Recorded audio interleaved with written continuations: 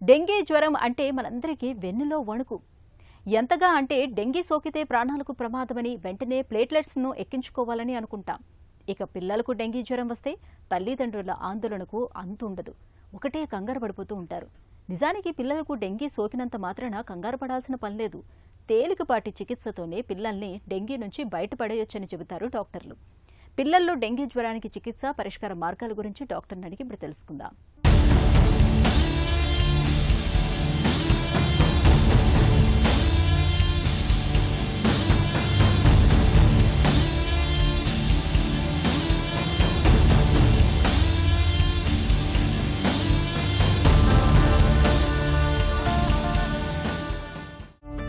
పిల్లల్లో డెంగీ జ్వరం ఎలా వస్తుంది?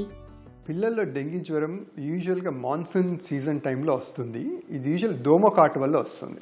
మాన్సూన్ అంటే వర్షాకాలం టైంలో వర్షాలు పడ్డప్పుడు, వర్షాలు పడి ఆగిపోయిన కొన్ని వారాల వరకు ఈ డెంగీ జ్వరం వస్తుంది. ఎందుకంటే ఆ టైంలో దోమలు ఎక్కువగా ఉంటాయి.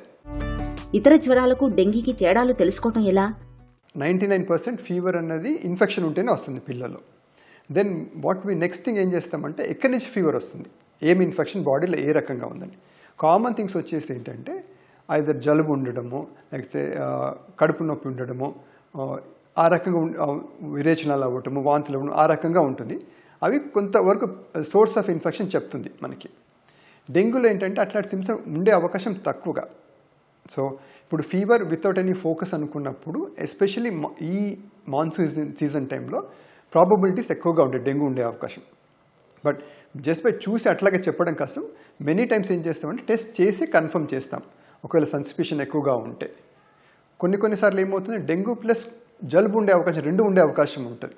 సో అంత మాత్రం డెంగ్యూ లేదని చెప్పలేము. సో సస్పిషన్ ఎక్కువగా ఉన్నప్పుడు బెటర్ ఒకసారి టెస్ట్ చేసుకొని కన్ఫర్మ్ చేయడమే బెటర్. పిల్లల్లో డెంగీ జ్వరం ఎప్పుడు ప్రమాదకరం? డెంగ్యూ కోర్స్ ఎట్లా ఉంటుందంటే 3 రకాల ఫేజ్లు ఉంటాయి డెంగ్యూ జ్వరంలో. ఒకటి ఫెబ్రైల్ ఫేజ్ అంటే జ్వరం ఉన్నప్పుడు, సెకండ్ క్రిటికల్ ఫేజ్ అంటాం, థర్డ్ రికవరీ అంటే పేషెంట్ బెటర్ అవుతాడు. ఫెబ్రైల్ ఫేజ్ అనేది జనరల్గా ఒక ఎనీవేర్ బిట్వీన్ 3 to 6 days వరకు ఉంటుంది. అంటే ఈ టైంలో హై ఫీవర్స్ వస్తాయి, అదే పేషెంట్ బాడీ పెయిన్స్ అట్లా ఉండొచ్చు, pain back of the I ఉండొచ్చు, అంటే కంటి వెనకాల పెయిన్ అట్లా ఉండొచ్చు. సో అది యూజువల్గా 3 to 6 days ఉంటుంది. దెన్ ఫీవర్ తగ్గిపోయిన తర్వాత around that time critical phase అని స్టార్ట్ అవుతుంది. డెంగ్యూకి వచ్చే కాంప్లికేషన్స్ అన్ని ఆ క్రిటికల్ ఫేజ్లోనే ఉంటాయి. అంటే ఆల్మోస్ట్ వీఆర్ వరీడ్ డెంగ్యూలో ఉండేదంటే క్రిటికల్ ఫేజ్ గురించి వరీ అవుతాం. అది అందరికీ వస్తుందని చెప్పలేము, బట్ ఎవరు క్రిటికల్ ఫేజ్కి వెళ్తారో ప్రిడిక్ట్ చేయడం కష్టం.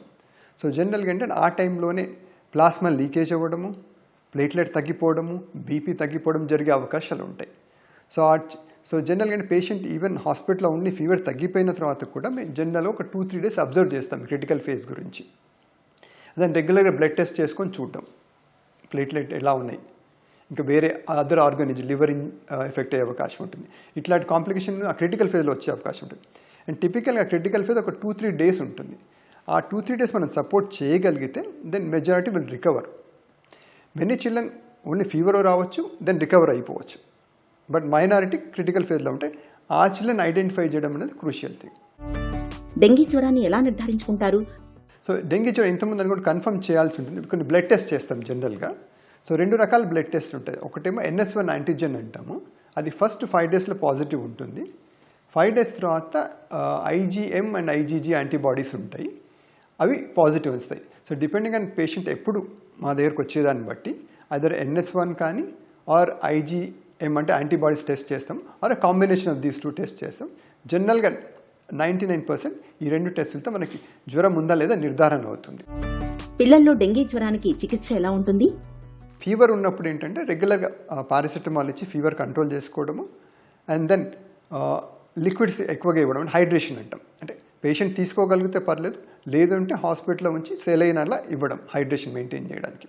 అది ఫీవర్ ఫేజ్లో.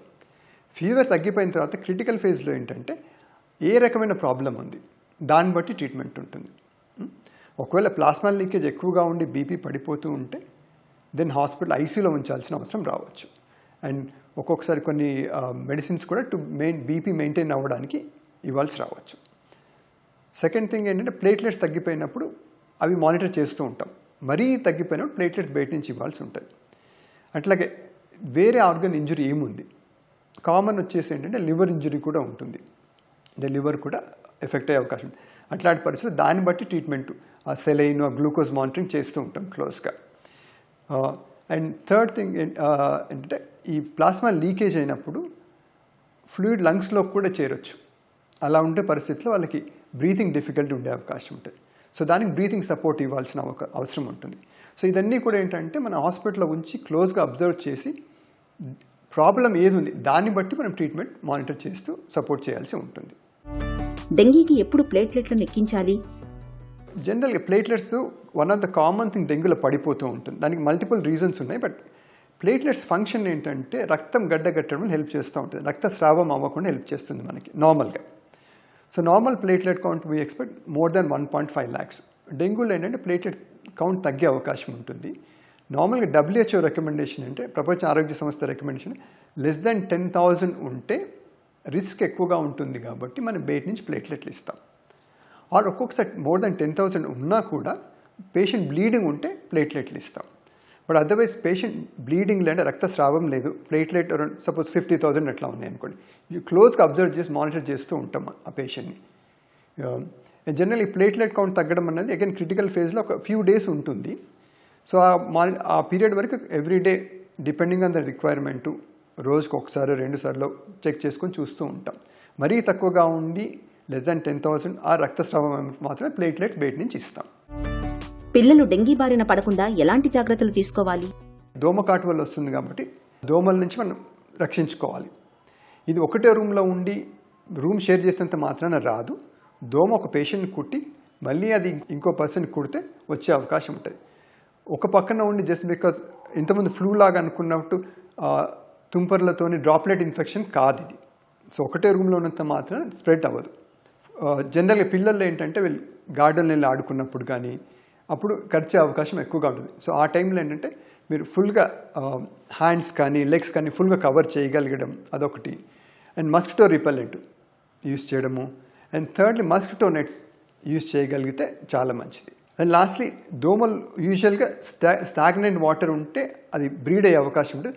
అట్లాంటి ప్లేసెస్ ఇంట్లో లేకుండా ఇంటి పరిసరాలు లేకుండా చూసుకోవడం మంచిది. పిల్లలకు డెంగీ సోకినప్పుడు జ్వరం తీవ్రతతో పాటు శారీరకంగా కనిపిస్తున్న లక్షణాలను ఎప్పటికప్పుడు గమనిస్తూ ఉండాలి. సకాలంలో సత్వరమే వైద్యం మొదలు పెడితే పిల్లల్ని డెంగీ నుంచి తేలికగానే బయటపడేయొచ్చు.